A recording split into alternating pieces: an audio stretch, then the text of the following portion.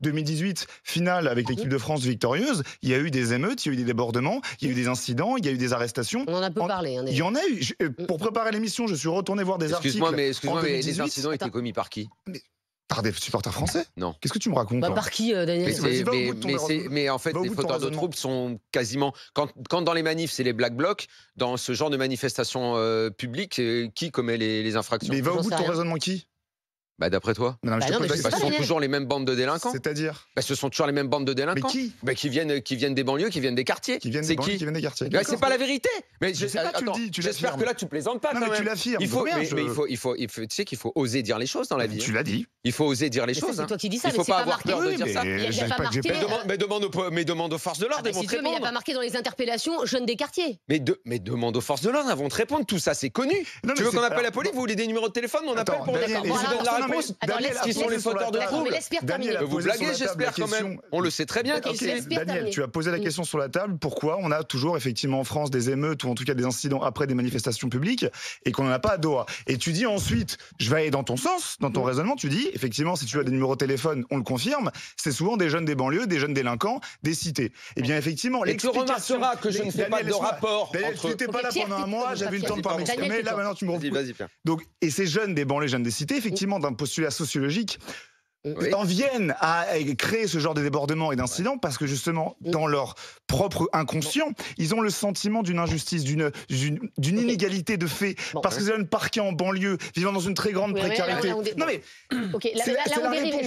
c'est la réponse par rapport à Doha, où à Doha, effectivement, les natifs de là-bas vivent dans une très grande luxure, avec très grands moyens, très bons moyens. C'est pas eux qui sont là-bas, c'est ceux qui vont faire le voyage. Justement, eux sont pas délinquants. Ceux qui ont fait le voyage, excuse-moi, on a tous mis en avant ça, la Coupe du Monde des VIP, la Coupe du Monde VIP, le prix qui a explosé. Mais pas du tout, là ils sont transportés gratos, c'est les fédérations, tu crois que dans les supporters... Mais va dire aux supporters français combien ils ont payé pour aller au Mondial. Mais en l'occurrence, pour ce qui concerne les pays d'Afrique, les pays du Maghreb, c'est pas les élites et c'est pas les riches qui sont venus, pas du tout. Il y a des billets, il y a 13 000 billets qui ont été distribués gratuitement à des gens qui n'ont pas des VIP. Taisez-vous, je vous entends Benjamin Muller. C'est pas du tout les VIP qui vont arriver du Maroc. Ça t'avait manqué.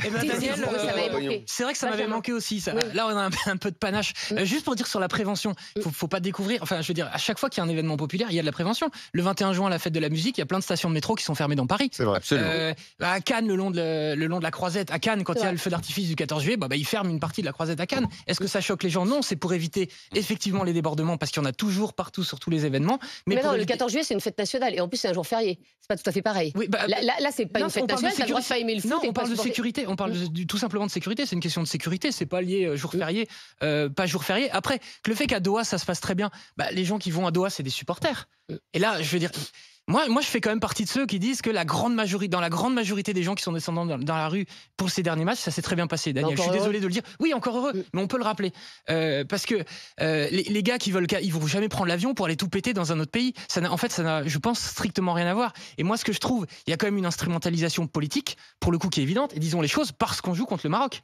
Quand le Portugal gagne l'Euro, il y a eu des événements aussi, comme toujours. De toute façon, dès qu'il y a un événement majeur, il y a eu des vitrines cassées, des trucs, etc. Mais politique, très peu. Mais ça, c'est le piège. Attends, laisse Benjamin. Non, ça, c'est le piège. Laisse Benjamin. Le piège, c'est comme c'est le Maroc, tu vas avoir toute une partie. Mais là, t'as eu 170 interpellations quand même. Mais en fait, c'est très peu. Si tu compares... C'est très peu. Mais tu te rends compte?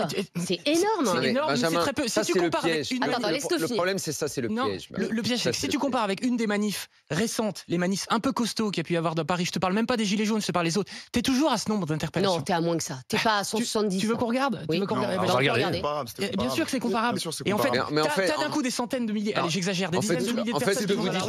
Ce que vous dites est très grave. Ce que vous dites est très grave. Mais qu'est-ce qui est grave? Parce que en fait, comme vous tombez dans le piège, comme vous avez peur de l'instrumentalisation politique, comme vous avez peur, et ben en fait, vous abandonnez le problème sécuritaire, vous abandonnez le problème, à l'extrême droite, et finalement, indirectement, vous faites monter le racisme.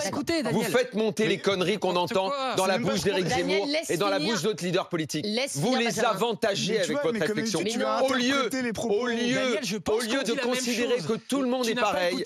Si, je t'ai écouté, Benjamin, mais il ne faut pas avoir peur de dire les choses. J'ai peur de rien. C'est en disant...